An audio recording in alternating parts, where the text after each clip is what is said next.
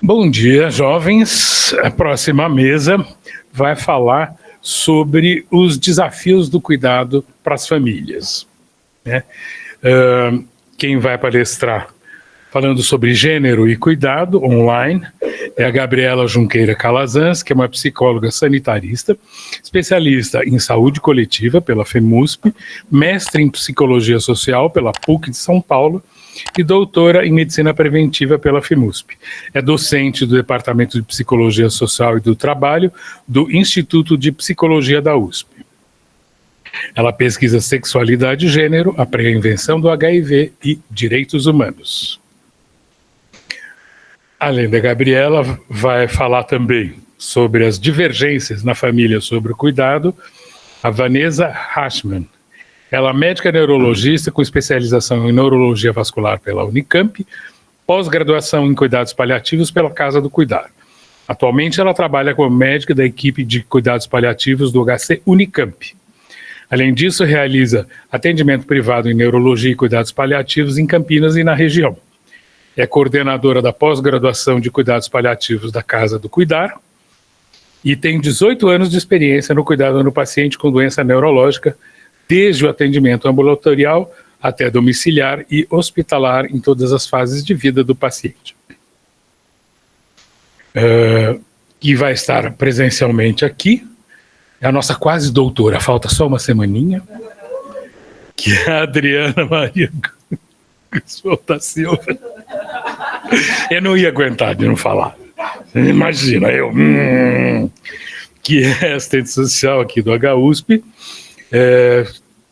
atuando tanto no PAD quanto nos cuidados paliativos, teve uma residência multiprofissional em saúde da família, é mestre em ciências da saúde pela USP, doutoranda pela PUC, e a sua linha de pesquisa é a produção do cuidado em saúde.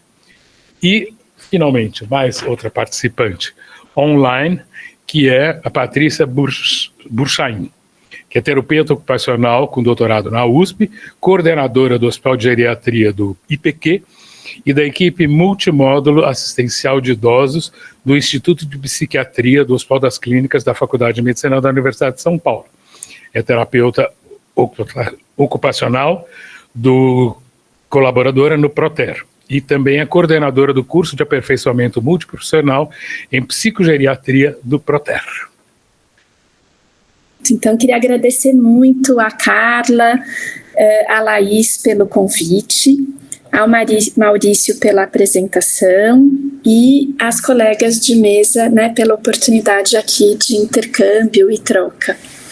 Então, é uma alegria poder participar. Sinto muito de não poder estar presencialmente, apesar de eu ser docente da USP. Eu estou essa semana em Natal, ocupando aqui o escritório de um amigo, porque eu estou numa atividade, numa reunião da Sociedade Brasileira de Psicologia, que está se reunindo por aqui. Então, além de agradecer o convite, eu queria agradecer o cuidado, já é ato falho. Eu queria então contar um pouquinho que eu trabalho há alguns anos com uma teoria sobre cuidado. Então eu fiquei, ao preparar a fala aqui, desafiada, porque eu estou entendendo que não é sobre isso que eu estou sendo chamada para falar. Então, vou só fazer esse apontamento, porque eu não sei se a gente tem entre as pessoas participantes mais gente que vem da Faculdade de Medicina da USP, e lá a gente faz um debate, né, sobre cuidado em saúde, conduzido pelo professor José Ricardo Aires, em que a gente tem né, uma teoria para pensar e, em particular, tentar reconstruir a forma como a gente desempenha, realiza as nossas práticas de cuidado em saúde. Né? Então, mas estou entendendo que o desafio e o convite hoje para falar para vocês não é por essa abordagem, né? Então, desafiada aqui pelo tema da semana e da mesa, né? Eu estou me vendo convidada a olhar para o cuidado numa outra chave, que tem sido nomeada nos estudos sobre gênero e sobre sociologia do trabalho como o trabalho do cuidado, né? Então, há um grupo de pesquisadoras bastante importante, em que há uma importante liderança mundial de sociólogas brasileiras, né? Algumas delas não trabalhando baseadas aqui do Brasil, né? Que tem feito toda uma discussão sobre o cuidado como trabalho, né? Eu também sei que não é exatamente essa a dimensão do convite, mas vou explicar um pouco porque que eu acho que essa discussão feita por essas colegas pode colaborar para que a gente possa pensar um pouco aqui sobre os nossos desafios, né? Então, o que essas pesquisadoras trazem para a gente olhar, né, é como o cuidado é uma dimensão fundamental da vida social, né? Uma prática que joga luz para uma teia bastante complexa, né, de pessoas comprometidas com o atendimento das necessidades de outras pessoas, né? E evidencia uma dimensão muito importante da vida humana, né, que é o como nós somos vulneráveis e dependentes, né, uns dos outros. No entanto, na nossa perspectiva mais forte da vida social, em particular no Ocidente, a gente tende, e aqui no Ocidente eu estou falando, né, quer dizer, essa nossa matriz cultural fundada na Europa, né, da qual a gente né, e a grande parte das nossas disciplinas é ancorada, né. Então, o grande padrão normativo para a nossa vida social é o entendimento de que a gente, né, o sujeito moderno, né, seria um indivíduo autônomo, livre e soberano, né? Então, nesse sentido, alguém que prescinde dos outros, né? Que poderia ser visto, né, essa ideia, essa ilusão que a gente tem do indivíduo moderno, né? Nesse sentido, o que essas autoras apontam é que a teoria social descuidou, de certa forma, né, de uma análise crítica de quem sustenta né, a contraparte dessa narrativa. Né? Quer dizer, por trás desse discurso de que nós somos independentes, livres e soberanos, há no nosso cotidiano, né, gente que cuida de nós ou que é responsável por cuidar dos outros, né? E na forma como a nossa sociedade é organizada, essas pessoas que cuidam são mulheres. Né? E grande parte das políticas sociais muito relevantes, necessárias e importantes que são marca da nossa sociedade brasileira a partir do período da redemocratização, né? Então o SUS é um grande exemplo dessas políticas sociais, mas junto com o SUS, o SUAS, a política de educação, né, que só ganha efetivamente universalidade pós-redemocratização. Antes a educação não era um direito de todos, né? Grande parte dessas políticas, né, a gente tem então um arcabouço muito interessante de cuidado de sujeitos tidos como, em algum grau, vulnerabilizados, né? Então, a gente tem o Estatuto da Criança e do Adolescente, a gente tem o Estatuto do Idoso, né? A gente tem várias normativas que vão tratar, né, de políticas sociais para cuidar de grupos sociais tidos como vulnerabilizados, mas a gente não tem uma política social, ou não tinha até agora, né, uma política social para cuidar de quem cuida, né? Então, em todas essas políticas há limites e pressuposições de que tem algo que seria da esfera da família, né? Mesmo se a gente pensar as transformações importantes que a gente teve no Sistema Único de Saúde nos últimos 30 anos, né, essas transformações, essa política vai estar ancorada na ideia e na noção de família, né, na política de saúde da família, na estratégia de saúde da família. Então, a gente, de certa forma, está sempre contando com algo da dimensão do cuidado, né, que seria provido pelas famílias, né, e a gente pensa pouco em como apoiar a essas famílias, né, nesse desafio que é colocado a elas no cuidado, né. Então, grande parte desse entendimento está construído sobre uma crença naturalizada, né, na diferença entre os sexos, né, o que a gente tende a nomear como gênero, né, e por isso aqui o convite para falar sobre gênero e cuidado, né.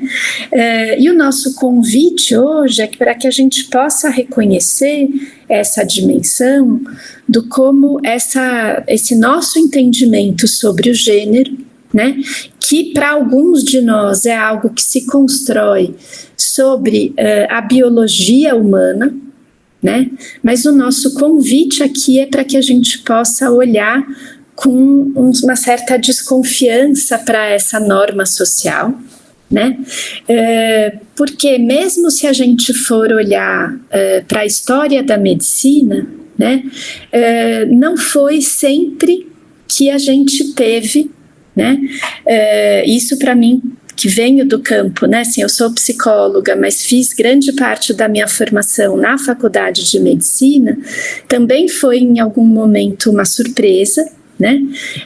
Da gente entender e saber que não foi sempre que houve o entendimento, por exemplo, de que a gente tem 2 sexos, né? Mas essa é uma invenção do século XVIII, a partir do século XVIII, né? Então, se a gente olha, por exemplo, para a medicina galênica, né, a gente tem um entendimento de que há um único sexo, né, e que há formas diferentes de expressão desse único sexo, né?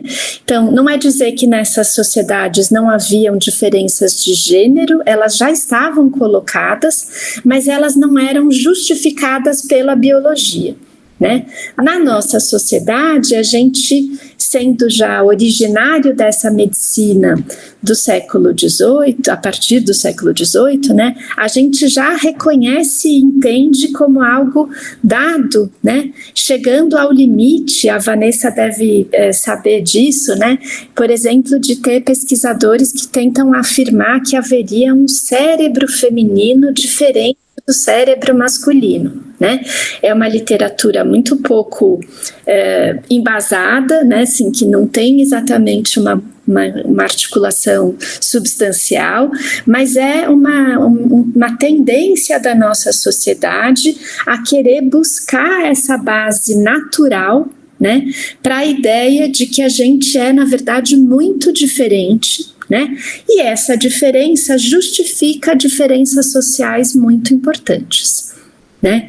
Então, o convite aqui é para que a gente possa olhar com uma certa desconfiança para essa perspectiva, né? Podendo reconhecer que a gente tem socialmente, né, uma certa tendência a apontar, né, um caráter essencialista, ahistórico e naturalizante, né, para o gênero, né, justificando diferenças entre homens e mulheres e, em particular, o que é relevante para o que a gente vai abordar hoje aqui, a ideia de uma divisão sexual do trabalho, né, como se socialmente a gente tivesse 2 grandes dimensões da vida social, o que a gente vai nomear de uma dimensão reprodutiva e uma dimensão produtiva, né, que socialmente tende a se atribuir, né, então, às mulheres a responsabilidade pelo cuidado reprodutivo, né, e aos homens a produção da riqueza, né. Então é curioso que, apesar de já há muitos anos a gente ter uma importante ocupação do mercado de trabalho, né, por mulheres. Quando a gente está falando disso em particular, a gente está falando de mulheres brancas e de camadas médias e altas, porque as mulheres negras, o mercado de trabalho nunca foi um impedimento, muito pelo contrário, historicamente elas sempre tiveram a dimensão do trabalho como algo central, né? Num determinado momento o trabalho escravizado, né? E a partir do término da escravidão, um trabalho mercantilizado. Mas para mulheres negras nunca deixou de existir mercado de trabalho. É para as mulheres brancas e para as mulheres ou não negras, né? E para as mulheres de camadas médias e altas que a gente vai falar de uma ocupação do mercado de trabalho. Agora, apesar dessa ocupação, né, que é bastante importante nos últimos 50 anos, a gente segue tendo grande diferença, né, na ocupação de cargos de liderança, de poder, na remuneração e na atribuição dos cuidados. Então, a gente segue tendo um entendimento, né, de que mulheres seriam responsáveis socialmente pela dimensão do cuidado. E isso é algo sobre o qual a gente é socializado desde muito pequeno, né? E certamente para vocês que vêm da prática hospitalar, vocês são capazes de identificar o como socialmente a gente cada vez mais, antes até do período do nascimento do bebê, a gente já atribui sentidos e significados generificados para as crianças, né? Então, a própria ideia do chá revelação, né, com as suas marcas, né, azul e cor-de-rosa, né, com o entendimento de que eu preciso saber do sexo do bebê, porque eu preciso arrumar o quarto, porque eu preciso preparar as roupas, o enxoval, e não seria o mesmo enxoval e as mesmas coisas para todas as crianças, né? 5 minutos. Pode deixar, obrigada, Maurício. Então, entendendo essa dimensão, né, do como a gente, desde muito pequeno, passa a ter essa socialização de gênero, né, a gente vai entendendo como diferentes dimensões da vida humana são atribuídas às mulheres, né? A alimentação, os afetos, os cuidados cotidianos, a higiene, né? Diferentes dimensões para as quais muitas vezes os homens se dizem despreparados, não sabedores, né? Então, os homens são aqueles que no ambiente doméstico muitas vezes vão ajudar a tomar conta da criança, vão ajudar a tomar conta do idoso, né? É sempre importante, né, a gente então reconhecer essa articulação, né, entre as dimensões do que a gente está chamando aqui de gênero, raça e classe, né? A gente vai ter, obviamente, diferenças muito importantes na dimensão do cuidado, se a gente está considerando, né, como eu já apontei antes, mulheres brancas ou mulheres negras, se a gente está considerando mulheres de camadas médias ou de camadas populares, né? Mas há um certo padrão esse de atribuição do cuidado às mulheres, né? E quais as implicações disso quando a gente vai pensar na dimensão dos cuidados paliativos, né?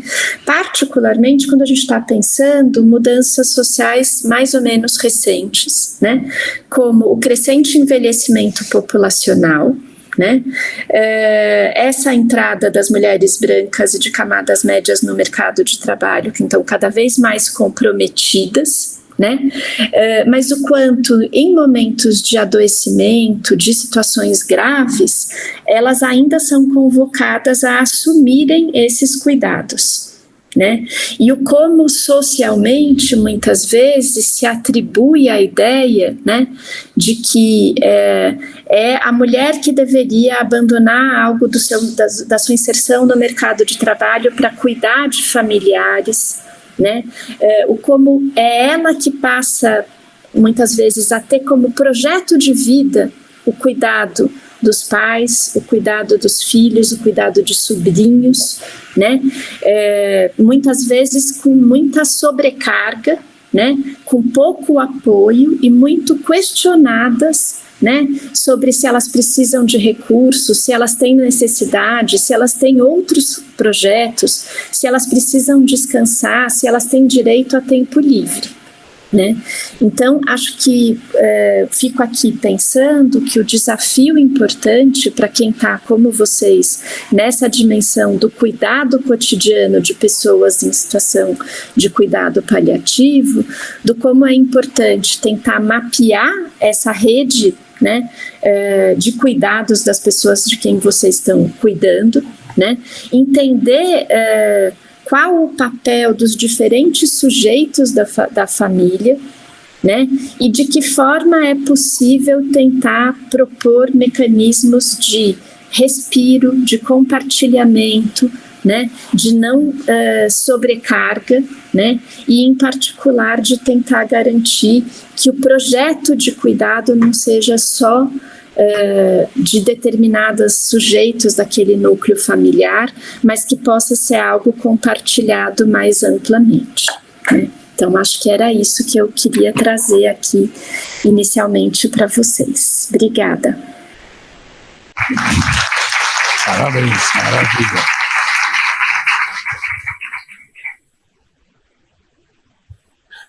Agora, a seguir, a doutora Vanessa Hashman. Bom dia. Vocês estão ouvindo bem? Sim. Então, tudo bem. Então, é um prazer estar aqui com vocês, aqui de Campinas, tá? Então, eu queria muito estar presencialmente, infelizmente não consegui, mas estou muito feliz de estar aqui. E a palestra que eu preparei para vocês vem muito combinada com o que a Gabriela acabou de falar. Então, eu trouxe um caso clínico, tá, para falar sobre esse tema tão interessante assim, e tão frequente na nossa prática diária, que é essa questão das divergências na família sobre cuidado. Eu trouxe o caso clínico de uma paciente que eu acompanhei, tá, para ficar mais dinâmico e trazer aí para a nossa vida prática essa discussão. Então, essa senhora, uma senhora de 90 anos, viúva, tinha 4 filhos, 3 homens e uma mulher. Essa filha mulher era a filha mais nova, que trabalhou como cozinheira e no momento estava aposentada. Essa senhora, ela começou, quando ela tinha 80 anos, ela começou com alguns sintomas de esquecimento, e aí, 2 anos depois, em 2015, ela fechou o diagnóstico de doença de Alzheimer. E logo, a filha já começou a levá-la para as consultas, né? Enfim, começou a passar com o clínico geral e depois com o neurologista, e já começou a usar todos os tratamentos disponíveis, né? Terapia modificadora de doença para tentar frear a evolução da doença. E mesmo com o diagnóstico, ela foi cuidadora do esposo até 2018. Então, ela já tinha em 2018 7 anos desde que começou o sintoma, tinha 3 anos do diagnóstico e mesmo assim ela cuidou do esposo até o final de vida dele. O esposo faleceu de um câncer. Quando foi em 2018 que a família, né, teve mais contato com essa mãe, que até então eles estavam todos focados no cuidado com o pai, eles perceberam o quanto ela tinha tido um declínio cognitivo, quanto ela estava mais esquecida, o quanto ela estava precisando de mais auxílio, que até então eles não tinham percebido. E a partir desse momento, né, que foi como se fosse uma percepção da família de que ela precisava de cuidado, automaticamente quem assumiu esse papel agora de cuidadora foi a filha, a única filha mulher, a filha mais jovem, que cuidava de casa, da casa dela. Na época ela trabalhava, era um trabalho informal, e ainda cuidava de 2 netos, assim, ajudava no cuidado de 2 netos também. e continuava acompanhando a mãe nas consultas, nos exames, enfim. E nesses 7 anos, nos últimos 7 anos, essa filha foi progressivamente tendo que assumir mais o cuidado da mãe, porque coincidiu com o declínio próprio da doença, apesar do tratamento. E agora, quando essa paciente precisou ser internada em fevereiro, que ela ficou mais sonolenta, não estava aceitando alimentação, não estava comendo, estava agitada, com os episódios de delírio, ela precisou ser internada no hospital, e a filha estava já, nos últimos 2 anos, exclusivamente em função dos cuidados com a mãe. E aí que começaram os conflitos, né?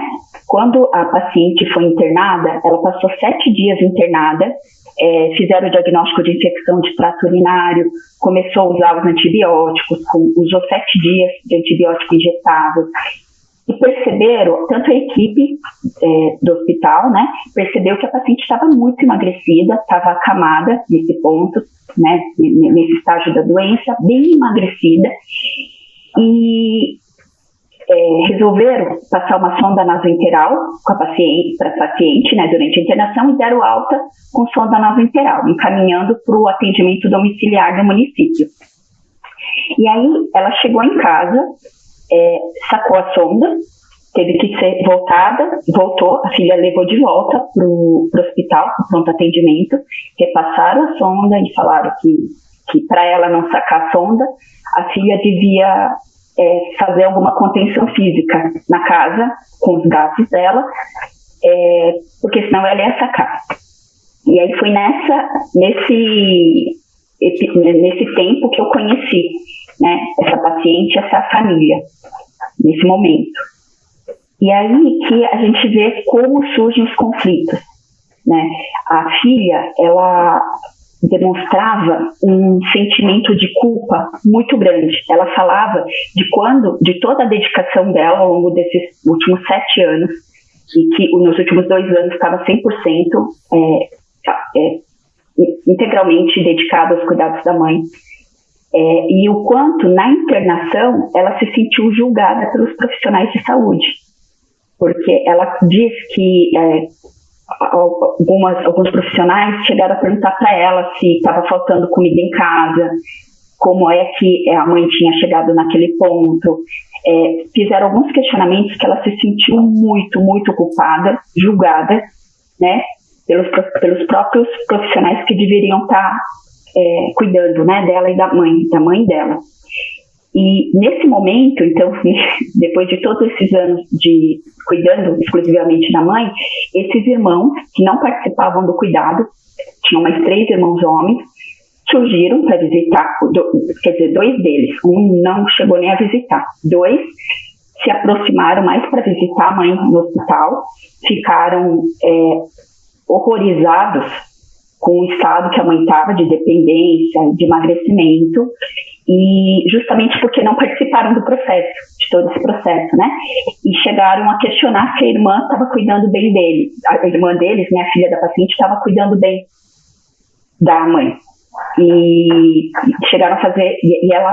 a filha falava muito desse sofrimento, da culpa que ela sentia da mãe, que ela achava que realmente era culpa dela, a mãe estar naquele estado, do julgamento dos profissionais de saúde, do julgamento pelos irmãos que não participaram do cuidado, e dessa falta de responsabilização e compartilhamento, né, dessa rede de cuidado.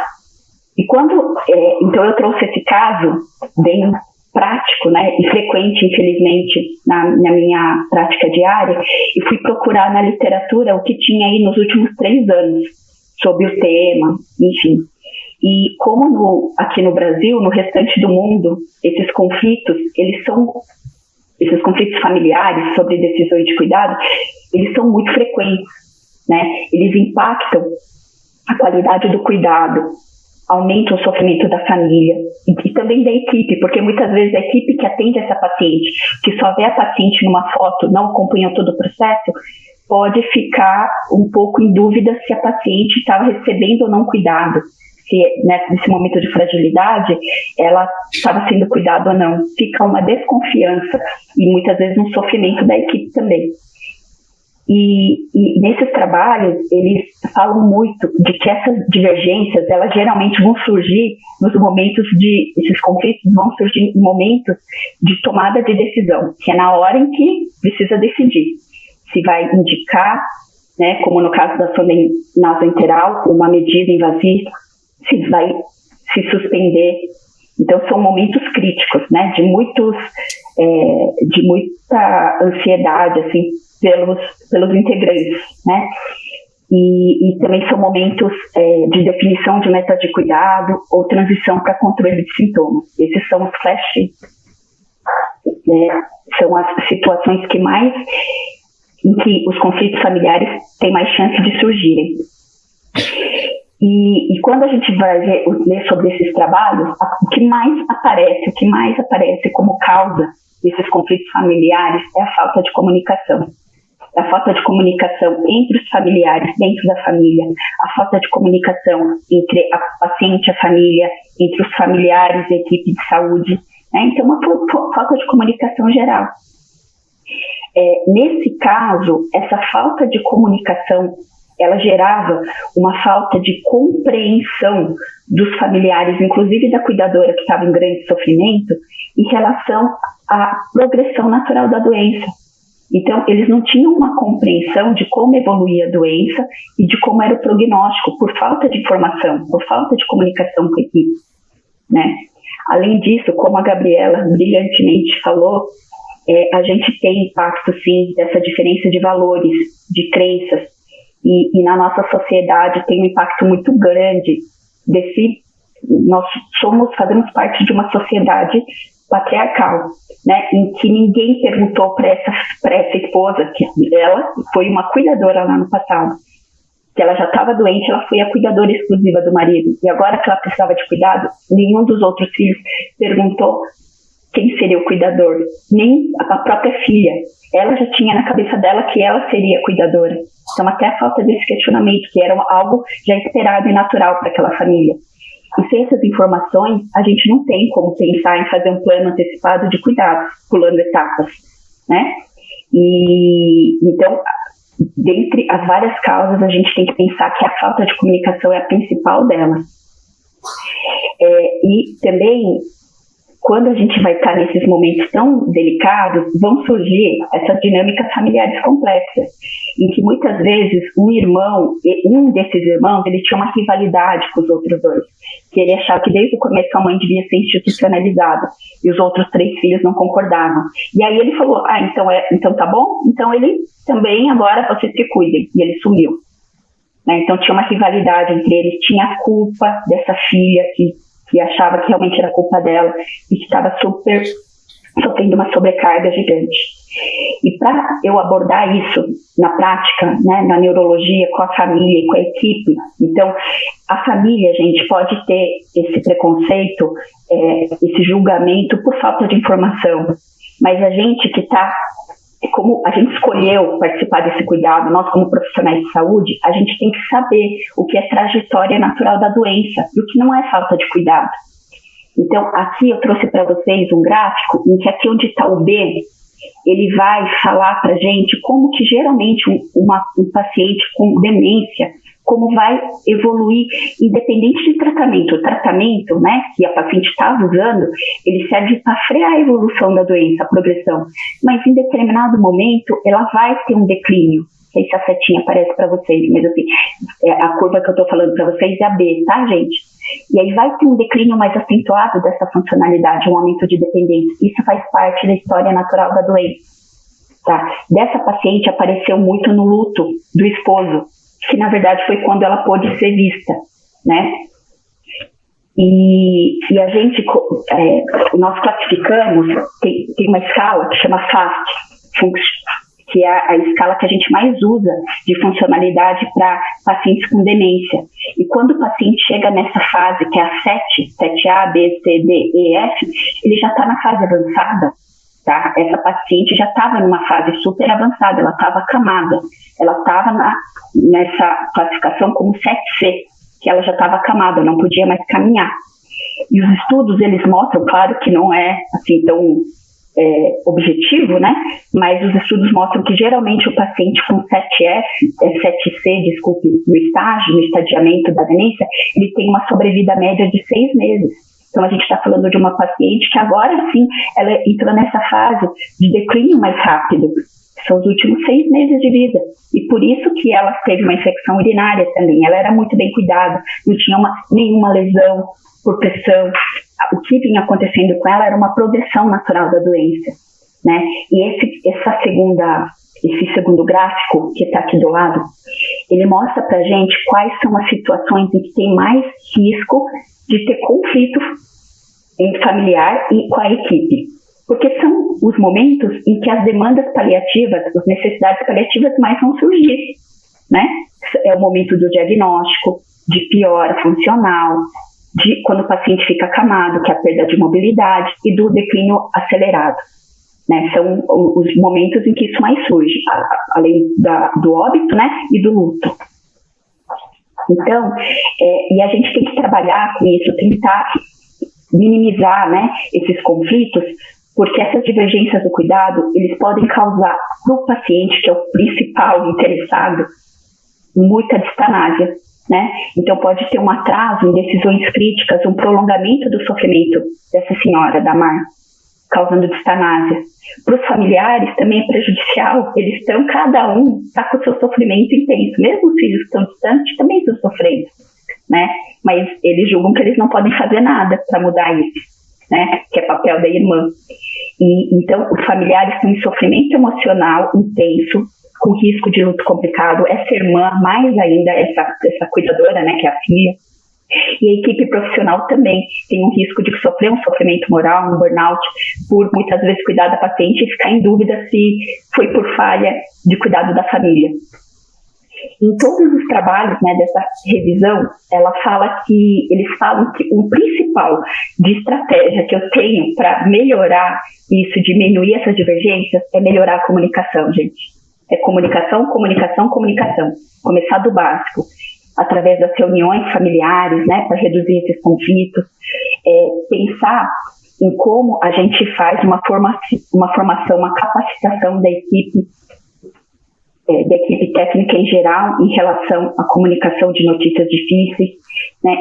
Nos hospitais, ter comissão de bioética e para consultoria de casos em que tem algum dilema de limitação de suporte, né? Alguns dilemas mais complexos. Então, a estratégia e a intervenção que os trabalhos mais falam é sobre melhorar a comunicação, tá?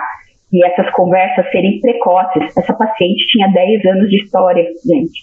Porque a conversa com a família é feita sempre no último minuto, né? E preferencialmente que essas discussões sejam feitas antes dessas crises clínicas, em que vai estar todo mundo exaltado, tudo muito incendiado, né? E os trabalhos falam muito da necessidade da gente, além de ter uma linguagem clara e empática, a gente ter uma ideia de que esse nosso acompanhamento tem que ser longitudinal. A comunicação, ela também tem que ser progressiva, de acordo com o vínculo que você vai fazendo com essa família, com esse paciente, respeitando o tempo de cada um. Então, no meu serviço, muitas vezes, às vezes a gente precisa fazer... Eu já teve paciente que a gente precisa fazer 5 conferências familiares para conseguir alinhar todo mundo. A gente tem que lembrar que cada um vai estar num momento diferente e a gente tem que tentar puxar tanto cada familiar como cada membro da equipe para o mesmo tempo, né, para que a paciente seja bem cuidada. E nessas conferências familiares que a gente faz, chamar todo mundo que participa do cuidado, os familiares, a equipe multi, para que todo mundo alinhe, né, esteja alinhado, esteja na mesma página. E muito importante, né, quando a gente faz um apanhado geral, é lembrar assim, que o conflito familiar não é uma falha, gente. Ele vai acontecer. Cada pessoa tem a sua personalidade, sua história de vida, cada pessoa que participa do cuidado, né? Dentro da família, a gente tem inserido numa cultura mais patriarcal, então esses conflitos, essas divergências, elas são esperadas, tá? E a gente tem que pensar assim, elas são esperadas, mas elas podem ser geridas. A gente tem o que fazer através de uma comunicação mais estruturada, mais efetiva, mais longitudinal. A gente tem como alinhar, né, essas expectativas da família, esclarecer o prognóstico, para então a gente conseguir que todo mundo esteja na mesma página e conseguir fazer um plano adequado, né, um plano antecipado de cuidado para a paciente. E lembrando que o foco deve permanecer nos valores e desejos do paciente, com respeito à sua autonomia. Nos pacientes com demência, muitas vezes, na hora que a gente é chamado, o paciente, infelizmente, já perdeu, né, o tempo de uma capacidade decisória, então a gente vai ter que resgatar isso muito com a família. E nós, como equipe, nós temos que ser treinados para essa escuta ativa, para a comunicação compassiva, para o que é ético, né? A gente tem que ter recursos, saber, conhecimento em bioética. E nessa paciente... Oi? Falta 1 minuto. Ah, tá. E nessa paciente, de que forma a gente tentou alinhar isso, tá? Nessa conferência, a gente deu uma escutativa para cada filho, pôde ouvir cada um. A gente viu que o filho que estava mais distante era o que estava mais atrasado em tempos de entendimento de diagnóstico. Eu expliquei a curva de prognóstico, expliquei que a evolução natural de doença, que não era culpa da filha, que não era falta de cuidado, que a doença evoluía aí, assim. E quando a gente foi compartilhar a decisão de passar uma sonda ou não na paciente, sendo que ela tinha passado numa avaliação com a fono, que falava que ela tinha uma disfagia, que ainda dava para fazer alimentação com comida pastosa, fracionada, ela tinha possibilidade de manter a dieta via oral, né? Então, e aí a gente abordou a sonda nasointerol como um pacote completo, que não é só a nutrição, o que significaria isso para ela. Nesse momento, os filhos lembraram, que aí isso partiu de um filho mesmo, né? De que ela era cozinheira.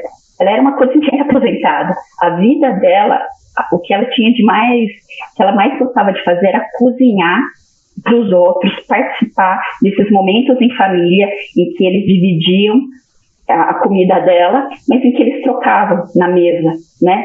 Esse afeto.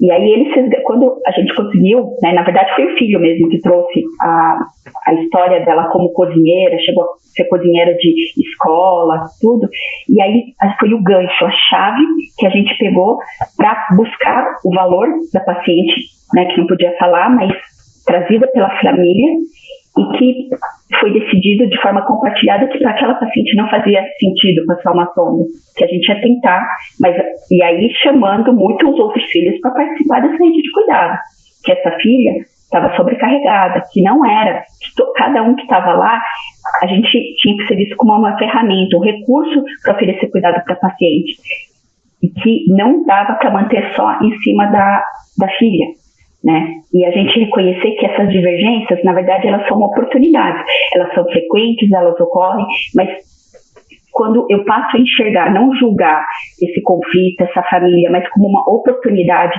da gente melhorar também até o luto, né, diminuir o risco de luto complicado e melhorar e tentar fazer com que a memória de cuidado dessa paciente fique menos sofrida, né? E aí no final a gente conseguiu alinhar que não, a paciente ficou com dieta pastosa, via oral, conseguiu redimensionar, mas com muito custo, né, a divisão de cuidados da família, não foi fácil, tá, para trazer esses irmãos mais para perto. Muitos queriam mandar a esposa, que era a cunhada, né, da cuidadora, e é difícil, né, mas eu acho que faz parte do nosso papel. E era isso, gente, que eu quis trazer para vocês. Tá? Mais a prática, os desafios, mas como... E a paciente, ela sobreviveu por mais 7 meses, tá? Não foi sondada, continuou emagrecendo, tá, gente? Que ela já estava acamada, tinha atrofia muscular e mais numa evolução natural da doença, mas pôde ser cuidada até o final em casa mesmo, com dieta VO, e nos últimos dias de vida, nos últimos 2 dias, ela precisou de podermólise, tá? Obrigada, viu?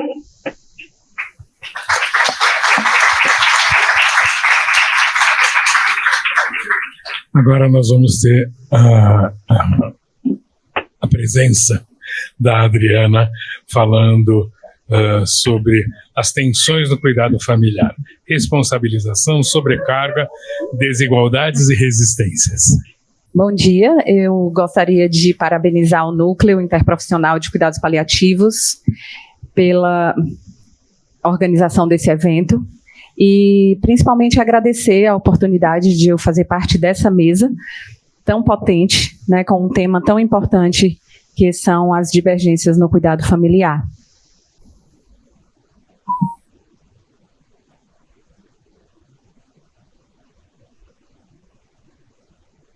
A minha fala, ela tem o título Tensões no cuidado familiar, responsabilização, sobrecarga, desigualdades e resistências. É um título longo, mas que ao decorrer da minha fala, vocês vão percebendo aí essas 4 palavrinhas. Para a gente poder falar de cuidado, a gente precisa trazer um pouquinho da história, né? E a história do cuidado, ela remonta às sociedades primitivas. Então, o cuidado, ele não era ligado a nenhum ofício, a nenhuma profissão, e ele era realizado no âmbito familiar e comunitário, né, marcado por relações de solidariedade, de reciprocidade.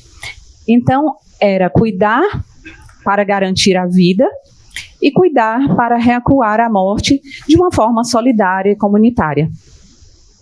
Mas ao longo da história, né, com o desenvolvimento da sociedade industrial, com o advento do capitalismo, o ato de cuidar, ele também passou a estar atrelado à lógica da produção.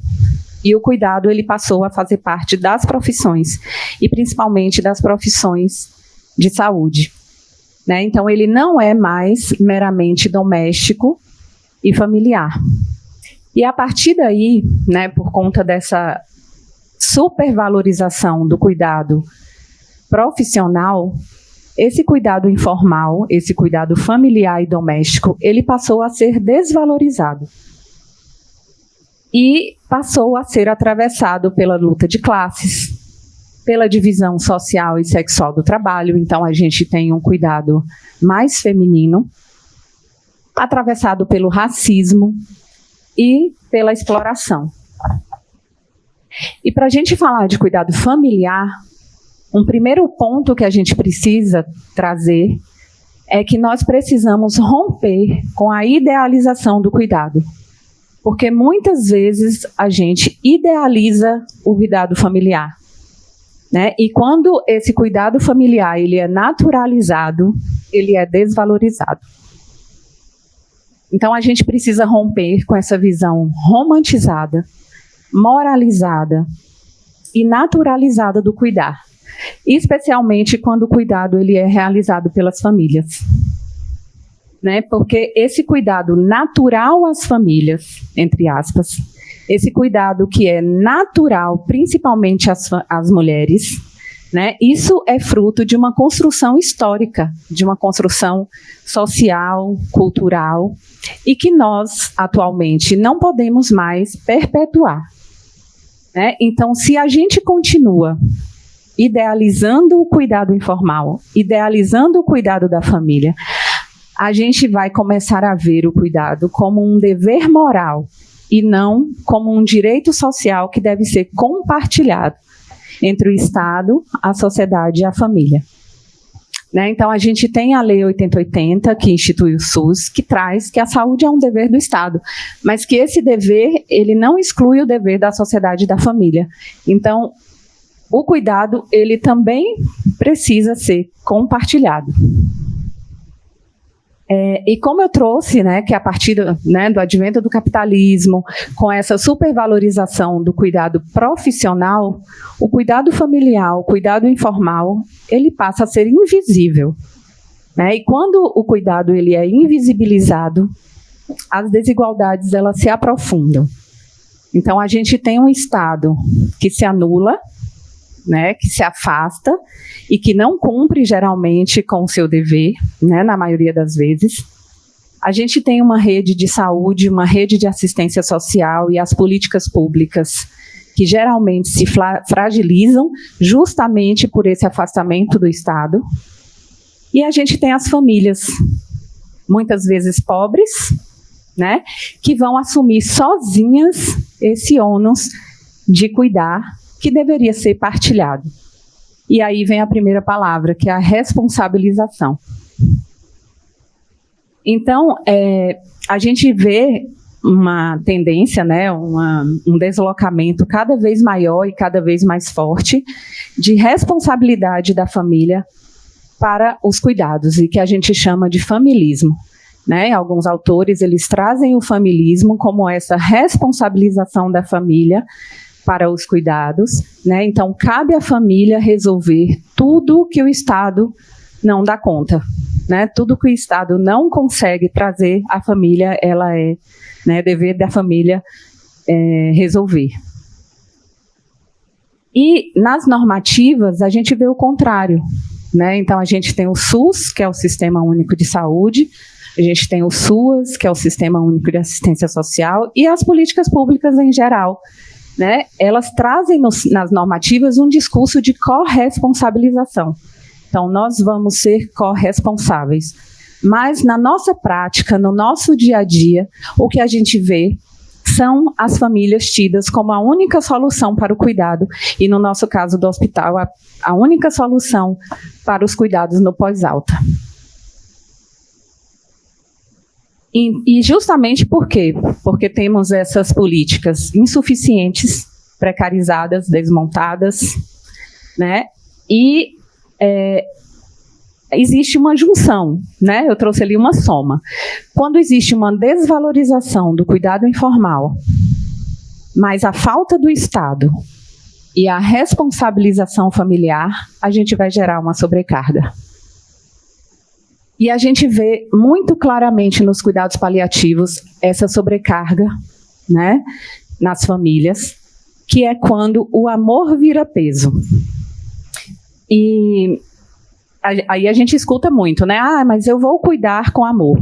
Mas cuidar com amor também gera sobrecarga, né? E geralmente as famílias que a gente atende são famílias esgotadas, famílias exauridas, né, que muitas vezes pobres e que não têm acesso ao básico para garantir um cuidado digno para o seu familiar. E aí a gente traz alguns questionamentos, né? Onde que está essa rede de apoio para as famílias, né? Onde que estão as políticas públicas para os cuidados paliativos? Onde que estão as políticas públicas para a continuidade do cuidado? Né? E como que a equipe e como que nós, profissionais de saúde, nós lidamos com o ônus da sobrecarga do cuidador principal? E aí a colega que falou anteriormente trouxe essa questão da falta de políticas para o cuidador, né? Para quem cuida. Porque nós temos famílias que vai ter um único cuidador mesmo, né? Não vai ter outro jeito. Mas nós temos famílias grandes e que mesmo assim o cuidado, ele recai sobre um único cuidador. E que geralmente vai ser mulher, a que não casou, que não teve filhos, a que não trabalha, né? E isso vai trazer uns impactos, né, para a sua saúde física, mental, né? Vai trazer um isolamento social e, consequentemente, os conflitos familiares. E eu trago aqui essa sobrecarga não só da família, mas existe também uma sobrecarga das equipes, principalmente as equipes da atenção domiciliar, as equipes da atenção primária, que estão mais próximas do dia a dia das famílias, né? As equipes, elas carregam também uma sobrecarga por terem que gerenciar essas tensões.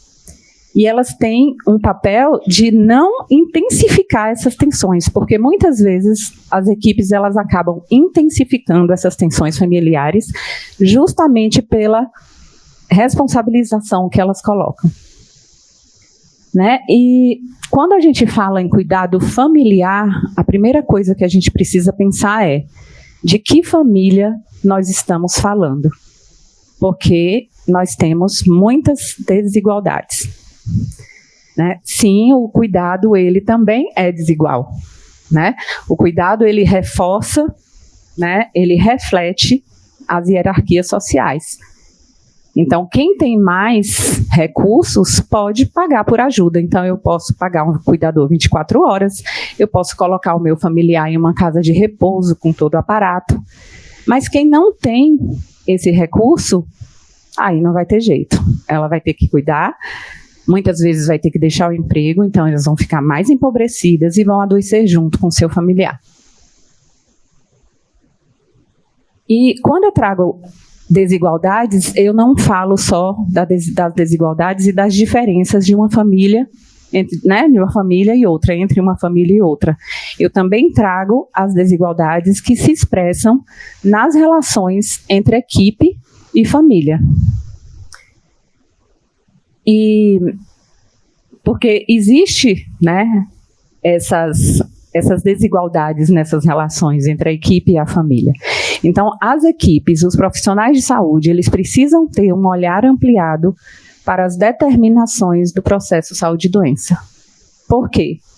Porque as condições materiais, as condições de gênero, de raça, de classe, as condições históricas e até o território aonde essa família se insere, tudo isso vai determinar quem cuida, quem é cuidado e como vai ser cuidado, né? Então, quando o olhar ele é trazido e quando ele é pensado apenas a partir do olhar técnico e profissional, né, sem escutar, sem acolher o olhar leigo da família, muitas vezes esse cuidado ele vai ser idealizado de uma forma que talvez não caiba na vida real dessa família, nas condições concretas dessa família, né? E aí está o desafio, né, de nós como profissionais de saúde, né, é cuidar sem culpabilizar as famílias pelos problemas que elas enfrentam.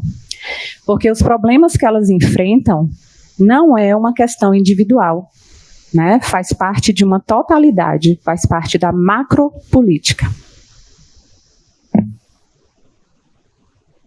E o saber das famílias é um saber do vivido. As famílias sabem o que elas vivem. As famílias, elas têm propriedade do que elas passam e elas sabem o que elas querem, né? E isso não pode, de maneira nenhuma, ser tratado como ignorância. Então, quando a família traz o plano de cuidado dela, mesmo que leigo, ele precisa ser acolhido para que haja uma ampliação do projeto terapêutico.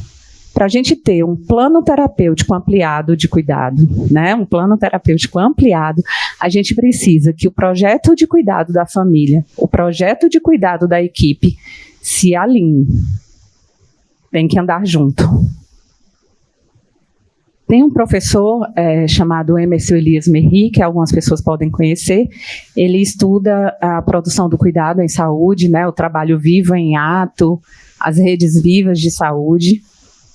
E ele diz que o cuidado, ele acontece na micropolítica do encontro. O cuidado, ele acontece nas relações, no dia a dia, né? O cuidado acontece na escuta, acontece na intervenção cotidiana e compartilhada. Ali foi um erro de digitação, mas que também serve, né? O cuidado, ela é uma invenção também, uma invenção partilhada. Mas quando não há uma consonância entre equipe e família, aí a gente vai ter as resistências. Porque, geralmente, as famílias, elas resistem aos planos prontos de cuidado. Porque elas querem falar, elas querem participar. Mas, mesmo tendo consonância entre equipe e família, a gente também pode falar de resistências. E aqui eu trago resistências no sentido de lutas conjuntas. Então, nós, enquanto profissionais de saúde, nós temos a nossa dimensão política e nós devemos lutar por políticas contra-hegemônicas. E nós precisamos fazer com que as famílias que a gente cuida também lutem por políticas contra-hegemônicas, também lutem por redes de cuidados efetivas, também lutem por um cuidado paliativo como um direito social. E aí eu trouxe duas formas de resistência, que é a participação e as comunidades compassivas. A participação, nós, profissionais de saúde, sociedade, nós, enquanto usuários do SUS também, nós devemos fazer parte desses espaços de participação política e fazer com que as famílias que a gente cuida também participem, né? Participar das conferências, das reuniões ampliadas. A gente tem um exemplo da 8ª Conferência Nacional de Saúde, que, pela pressão social, a gente é popular, né? Conseguiu que fosse instituído o SUS.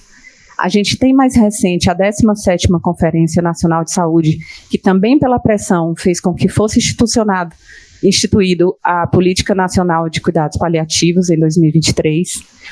Então, esses espaços a gente precisa estar presente para que a gente dê visibilidade à falta das estruturas, às escassez das estruturas, às escassez das políticas públicas para o cuidado paliativo e para a continuidade do cuidado.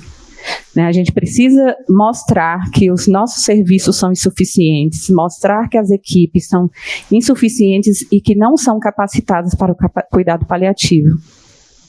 E o outro exemplo de resistências que eu trouxe foram as comunidades compassivas. A Política Nacional de Cuidados Paliativos, ela coloca que os municípios devem incentivar a criação, a formação de comunidades compassivas, mas sempre em parceria com o CRAS, os CRAS, os CREAS e as ONGs.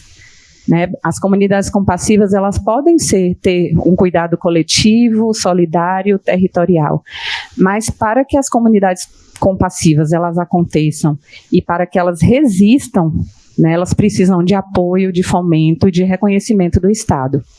E aí eu trouxe resistências realmente para reafirmar o cuidado como um bem comum, reafirmar o cuidado como relacional e como político, e que não deve ser um dever privado das famílias. E aí eu finalizo dizendo que os cuidados paliativos sigam nos lembrando que a morte não é o oposto da vida, é parte dela, e que o cuidado, esse trabalho vivo em ato, é a ponte que nos faz humanos até o fim. Obrigada.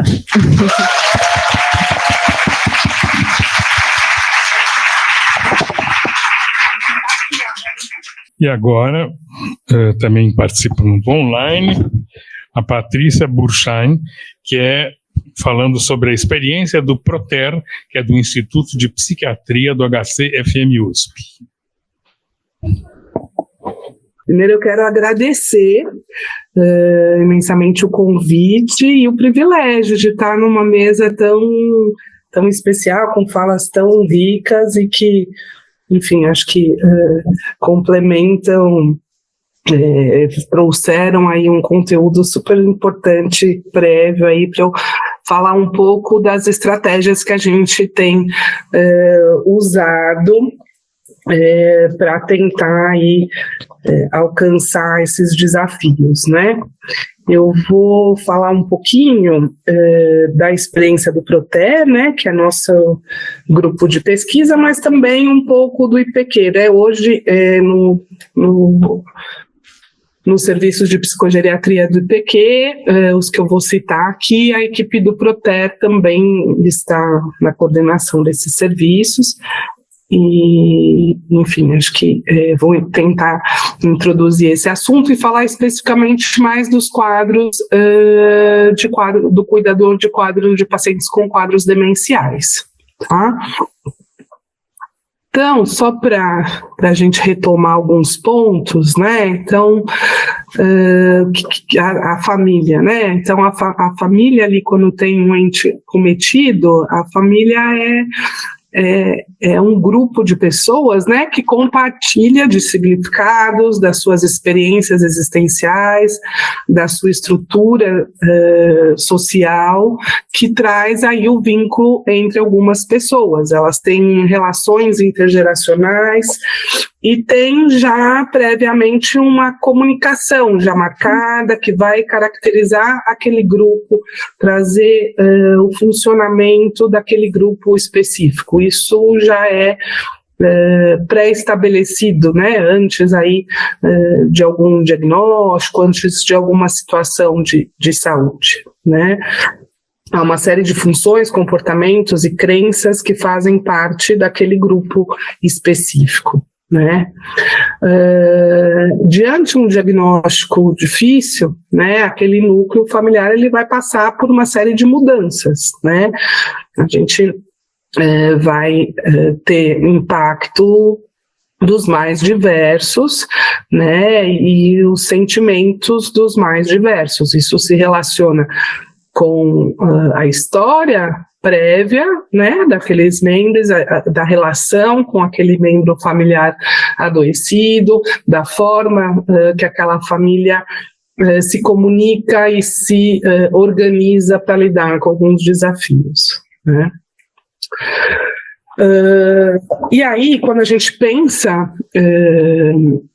nos quadros de demência, né, acho que o grande desafio, pensando no cuidador de demência, ele se relaciona a prevenir uma possível sobrecarga, né? Os quadros demenciais são os que mais, onde os cuidadores mais têm sobrecarga, né? E a sobrecarga do cuidador é definida por um estresse multifacetado, né? Que é percebido por ele, né, sob os cuidados de um membro de uma família ou de alguma pessoa muito próxima ao longo do tempo, né? A sobrecarga ela é multidimensional e vai abranger vários aspectos, né? Então, ela pode ter relação e ter impactos físicos, psicológicos, sociais, financeiros, né? Todos esses fatores eles estão ligados e podem se traduzir, né, em exaustão, estresse, deterioração da saúde do cuidador, né? E, portanto, demanda da gente, né, dos profissionais de saúde, atenção e intervenção adequada. Então, o cuidador, né, no cuidado ao idoso com demência, ele é um cuidador que ele passa mais horas por semana prestando cuidados, né? O que a literatura vai apontando é que é um cuidador que ele tem mais risco de complicações em emprego quando ele está ainda em atividade produtiva, ele tem uma chance maior de ter estresse do cuidador, ele, no geral, relata mais problemas de saúde mental e física, ele vai ter menos tempo de lazer para si, né, tá sob o risco, e para as interações com outros membros da família. É um cuidador que vai vivenciar mais situações de conflitos familiares e é um tipo de cuidado que tem muito custo envolvido, né? Então, há uma mudança, essa aqui é uma frase, né, que tem um estudo sobre sobrecarga do cuidador do paciente com demência, que eu acho que traduz muito a sensação de vários cuidadores, né, que é algo que vai mudar a vida, né, e que a atitude em relação à pessoa de quem você cuida vai mudar, né? O papel ali muda muito, o estilo de vida muda muito. E aí, quais são os preditores, né, de sobrecarga do cuidador no cuidado do paciente idoso com demência, né? Ser mulher, ser cônjuge, ficar mais isolado socialmente, ter pouco conhecimento sobre quadros demenciais, ter um relacionamento pré-mórbido ruim com aquele paciente, ser uma pessoa que tem muito nível de emoção negativa expressa, então ter idade entre 50 e 70 anos, sintomas comportamentais e neuropsiquiátricos do paciente, o avançar, né, do declínio funcional e cognitivo, a dependência nas atividades básicas de vida diária, coabitação, né, então aquele cuidador que mora junto com o paciente, ter uma relação de parentesco com aquele paciente e a própria sobrecarga, a progressão da doença. Quer dizer, muitos dos nossos cuidadores nos nossos contextos vão praticamente gabaritar esses riscos aí. Então, é fundamental a gente começar a pensar sempre, ao um diagnóstico, pensar nos cuidados que a gente pode fazer, né? Desculpem, eu estou bastante resfriada esses dias aí, prometo que estou usando todas as estratégias possíveis, mas às vezes vou tossir um pouquinho. Um outro estudo, uma revisão sistemática, organizou e apontou aqui, né, dentre as características mais determinantes, né, de uma possível sobrecarga, né, do cuidador. Só um pouquinho, espero que o meu tempo não seja descontado.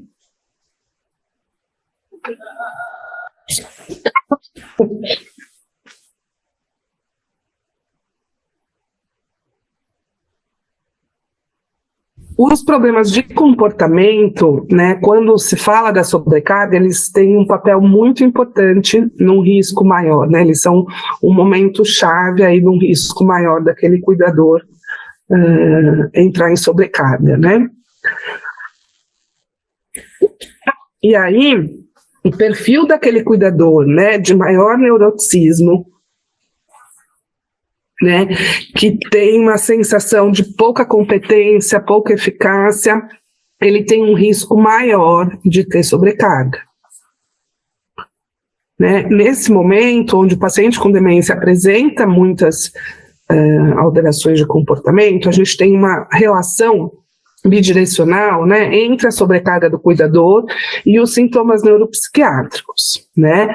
É um momento onde muitas vezes o cuidador sobrecarregado, na sua atitude às vezes em relação ao paciente, na sua dificuldade ali com as suas questões, há uma dificuldade maior de manejar as alterações de comportamento. E por outro lado, esse paciente começa a ter mais alteração de comportamento. Então é uma situação que precisa de muita intervenção e de um gerenciamento de cuidado o mais precocemente possível, porque senão a gente vai ter uma situação de um cuidador sobrecarregado e de um paciente com muita alteração de comportamento. Para além disso, né, acho que um outro aspecto que marca a mudança dos papéis, né, do cuidador do paciente com demência, que ele passa também a tomar decisões globais, né, tanto em relação às rotina da casa, as mudanças da rotina da casa, decisões de saúde, né, muitas vezes há uma mudança dos papéis ali, né, de quem coabita ou da família ampliada, em função desse diagnóstico, em função desse lugar de cuidador, né. Então, o cuidado ao cuidador principal de um paciente com demência, ele tem que ser considerado como não só como um aliado à prestação de cuidados, mas como alguém que também demanda um cuidado direcionado. Ele tem que ser visto desde o diagnóstico, esse cuidador principal. Né? Aqui tem uma lista muito breve, porque acho que as questões são mais amplas, a gente podia fazer uns 50 slides aí, aqui a gente tem alguns elementos que são os mais trazidos nos grupos de apoio que a gente faz, que são as coisas que o cuidador passa a ter que gerenciar, né, que muitas vezes não teve contato prévio com aquilo, com aquela tarefa, com aquela função, né. A gente viu e foi falado em todas as mesas, muitas vezes quem assume o cuidado, às vezes é a mulher, às vezes é a esposa, né, daquele paciente, que por uma questão de história familiar, né, nunca teve, às vezes, muito contato com a gestão das contas da casa, né, e passa a ter que assumir, por exemplo, também essa tarefa. Então, para além do cuidado direto, há uma série de outras demandas, né, que começam a aparecer e muitas vezes vão também virando função, tarefa desse cuidador. Então, o que a literatura coloca, né, como as principais estratégias, né, voltadas para o cuidador do paciente com demência, um eixo se relaciona aos cuidados de alívio, né, a gente não tem muito frequentemente, especialmente na saúde pública, aqui, essas ações, mas é algo que em alguns lugares tem muito, né? Então, são breves internações, né? São internações aí que tem como foco principal tirar num período específico, apoiar num período específico aquele cuidador, né? O Centro Dias, eu acho que em São Paulo a gente, em algumas regiões, tem alguns serviços de centro-dia, precisa ampliar, né? Os cuidados em domicílio, então, que seriam os cuidados de alívio, né, para apoiar o cuidador. O outro grupo de abordagem são as intervenções psicossociais, né, sendo que o centro maior aí das abordagens indicadas se relaciona com as estratégias de psicoeducação, né, apoio e aconselhamento e intervenções multicomponentes, né.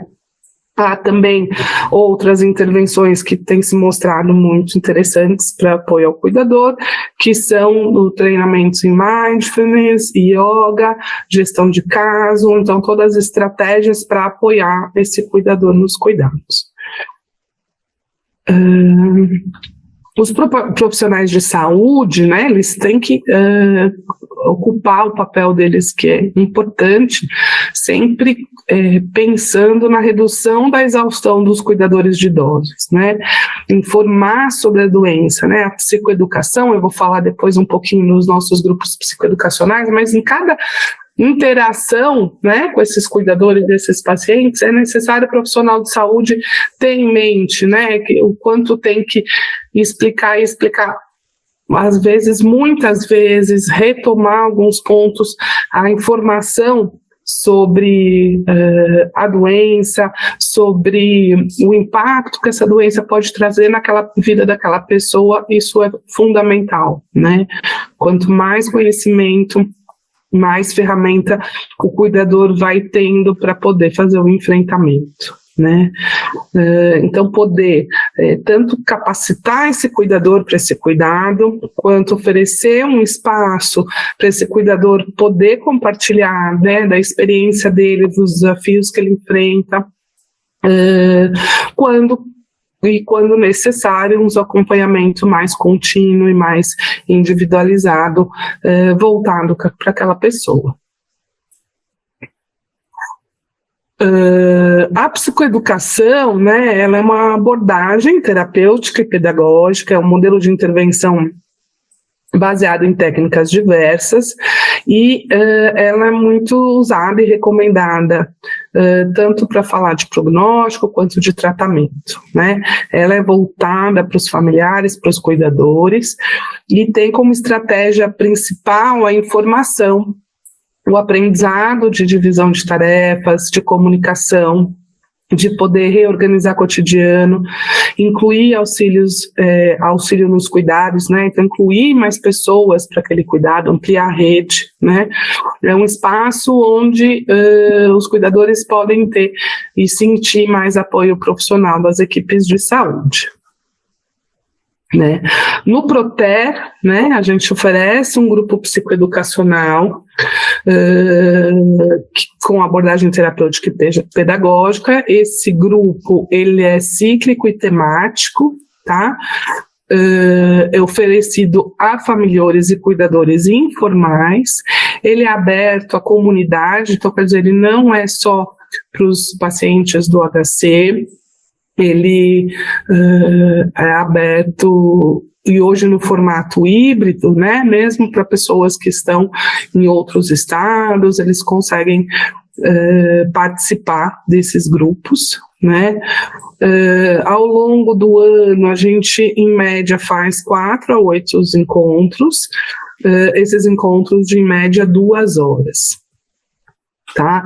Essa estratégia visa muito ofertar informação de qualidade, né, para esses cuidadores, e ao longo dos anos tem algumas temáticas que a gente repete, tem algumas temáticas que a gente vai ajustando de acordo com a demanda dos cuidadores, das pessoas que participaram com a gente ao longo do ano, tá? Eu trouxe também aqui algumas outras ações que a gente faz no ambulatório do Proter. A gente tem uma intervenção breve, voltada aos cuidadores, e daí mais individualizada e voltada aos pacientes do ambulatório do Proter, né, que é de uma frequência de 6 a 8 horas, que dariam em média aí 6 a 10 encontros. Essa intervenção breve, ela é voltada para apoiar o cuidador no engajamento das atividades e organização da rotina. Então, aquele cuidador onde às vezes está tendo dificuldade em manejar situações de cuidado, onde o paciente precisa engajar nas coisas, né? Então, seja alimentação, seja banho, seja algumas atividades de estimulação. Tá? Um outro aspecto é sobre, às vezes, discussão de segurança, então aquele cuidador que está encontrando desafios aí em gerenciar situações do tipo, né, como que eu faço? Assim, eu preciso sair, meu paciente, ele pode ficar, a pessoa que eu cuido pode ficar sozinha, não pode, né? E esses são atendimentos individuais e personalizados. Um outro cuidado que a gente tem é um cuidado que daí funciona no Hospital Dia da Geriatria, onde a gente tem diversos programas voltados para a psicogeriatria, mas mais especificamente ao paciente idoso com demência, o programa de investigação diagnóstica e para aqueles pacientes com alteração de comportamento, tá? Neste programa, né, o paciente e o cuidador passam entre 4 e 8 horas por 2 vezes na semana, tá? É um programa de transição de cuidados, então a intenção desse serviço é poder organizar as coisas e apoiar esse cuidador e esse paciente a engajar em serviços de longo prazo. Ele é um atendimento multidisciplinar, né, com intervenções centradas no cliente. Os nossos planos terapêuticos são a partir de uma avaliação geriátrica ampla. A porta de entrada nesse serviço são ambulatórios e serviços de idosos e das unidades de internação, tá, de São Paulo, tá. Ele não é exclusivamente aos pacientes do HC.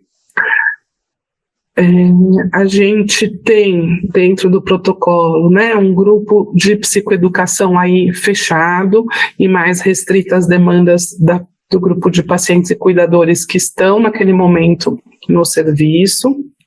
Ele também é um protocolo, esse grupo também ele é multiprofissional. A gente constrói, né, uma rotina de atendimentos individualizados para aquele cuidador de acordo com as demandas dele, né?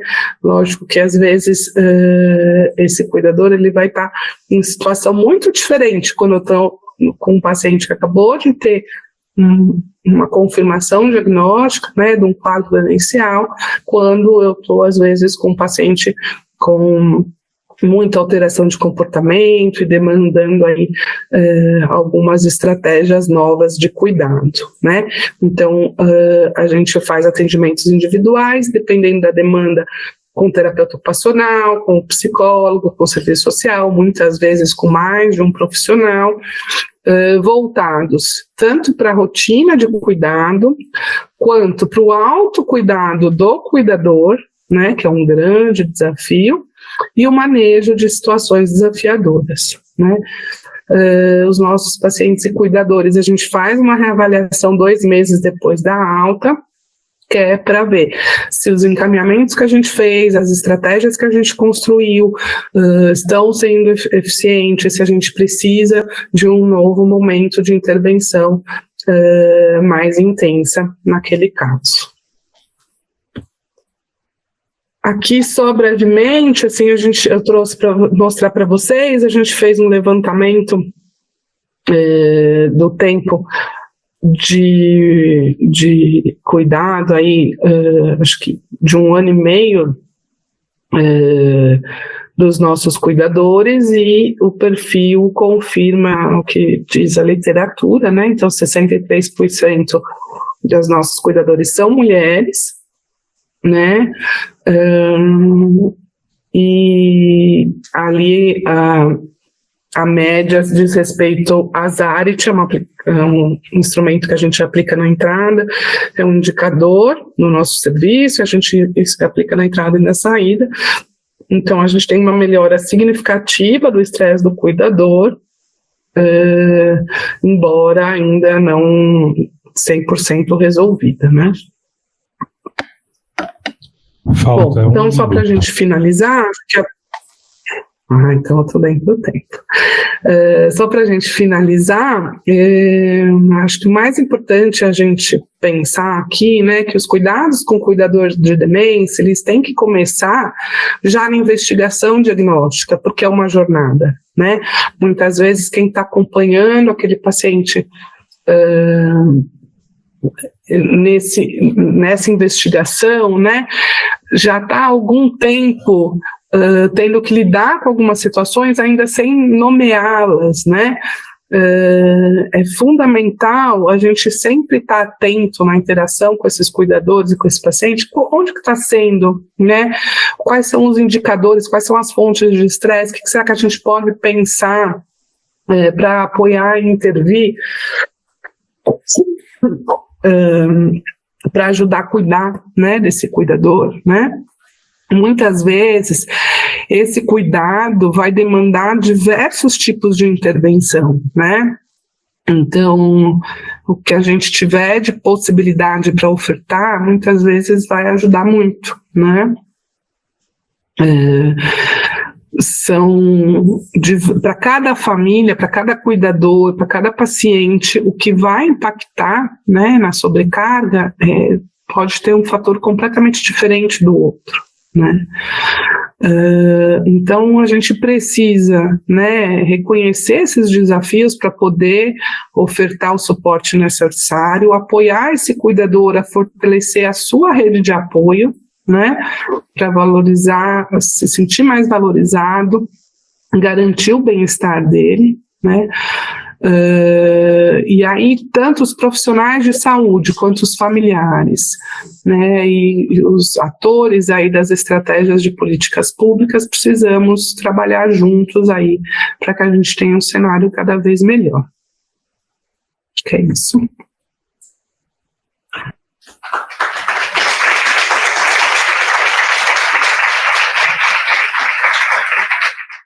Bom dia. Eu sou o André, eu sou médico.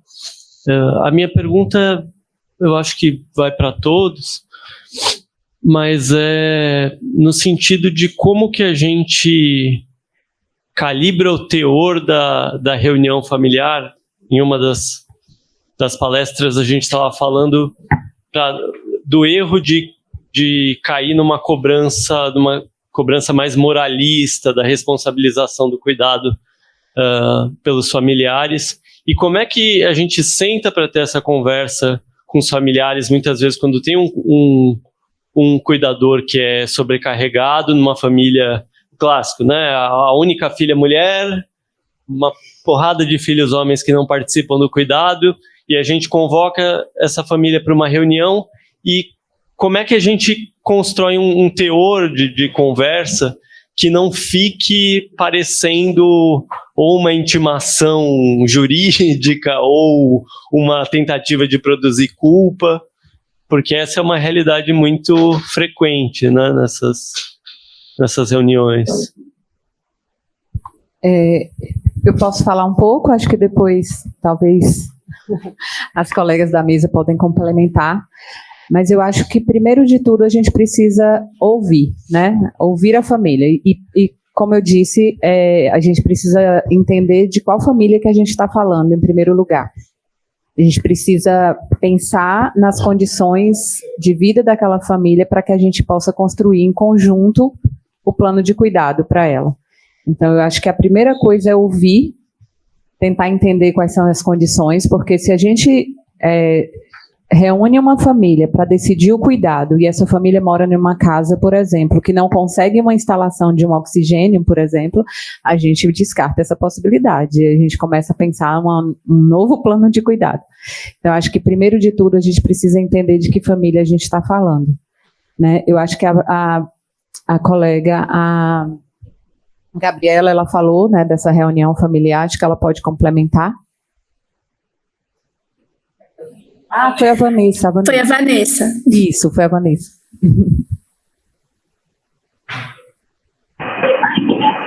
É muito frequente, né, durante a reunião familiar, a gente ter essas questões que começam a aparecer os conflitos entre dois filhos, né, e uma das estratégias que a gente usa é muito apresentar, quando a gente senta, apresentar nós da equipe e os familiares como, olha, o que cada um daqui vai poder fazer, né, a gente identifica quais são as demandas, né, e olha, o que cada um daqui vai poder fazer nesse caso para ajudar.